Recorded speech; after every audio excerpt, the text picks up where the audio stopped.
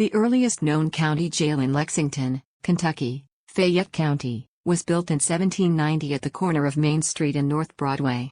It burned to the ground on Wednesday, November 10, 1819, and was soon replaced by McGowan's Jail. This jail, operated by Thomas B. McGowan, stood on the northwest corner of Short Street and Limestone Street. McGowan housed common criminals as well as the runaway enslaved who were captured. John Mattingly, a slave trader, housed some of those he held enslaved in this jail while awaiting being sold. One individual who was an inmate in McGowan's jail was an enslaved man by the name of Richard Moore. In 1844, Richard Moore strangled and killed his mistress, Caroline Turner. The date was August 22 and Caroline Turner had her carriage driver Richard Moore chained up and was verbally and possibly physically admonishing him for some unknown offense. Richard Moore broke free from his restraints, seized Caroline by the throat, and strangled her until her body was lifeless.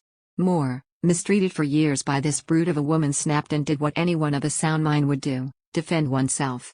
Who knows what other brutalities he had faced that went unrecorded during the duration of his bondage under this wicked woman. Moore fled and was captured days later in Scott County, Kentucky, and placed in McGowan's jail while awaiting execution. Housed here at the same time as Richard Moore were two notable abolitionists, charged with Negro stealing. Miss Delia Webster and the Reverend Calvin Fairbank were two of the white prisoners here. Fairbank at one time was even chained to Richard Moore. In his book Reverend Calvin Fairbank During Slavery Times, How He Fought the Good Fight to Prepare the Way, Fairbank describes an attempt he, Moore, and other slaves made to escape the jail days before Moore was to be hung for killing Turner. Years before, some prisoners had broken through the wall on the north side of the jail yard, and escaped, and the county had put oak planks over the break after replacing the stones without mortar and fastened these planks with iron bars running through from one side to the other. The planks had become warped, and cracked, and I found that by working them up and down, I could break the iron bars. Then the planks could be removed, then the stone, so that whoever wanted to escape could do so. I was in stiff irons, weighing 24 pounds and 24 inches long. The time for escape was fixed for the first Sunday in November. Bran went out at the breakfast hour, broke the bars, took off the planks, pulled out some stones, then replaced it all again, until dinner time, when Bartley, Bran, Minnis, and two other slaves, escaped, and had been gone an hour before it was known.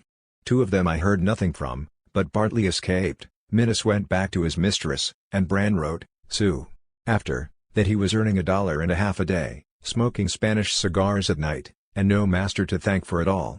After they were gone, Richard secured two of the bars from the wall and hid them in the stovepipe projecting from our window, so that if we should need them when our turn came to try and escape, they would be on hand. Very soon we attempted to break jail. Night fell, and we commenced.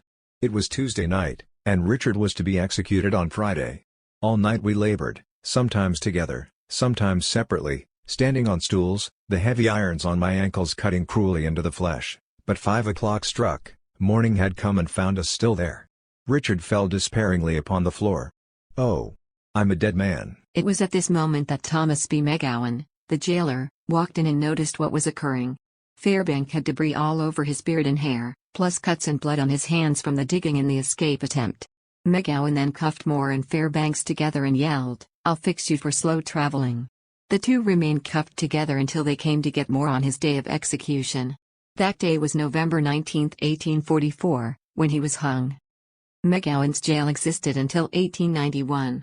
The building was razed and a new jail was built at 113 East Short Street. This jail, built of stone, resembled an old medieval castle.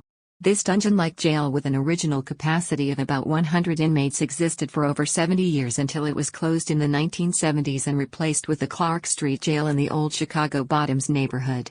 By this time, jails became known as detention centers. Clark Street had a capacity of about 500 in 1976 when it opened. Eventually this jail became overcrowded with inmates sleeping on the floors or any open spaces. Finally, a new jail was built at 500 Old Frankfort Pike around the year 2000.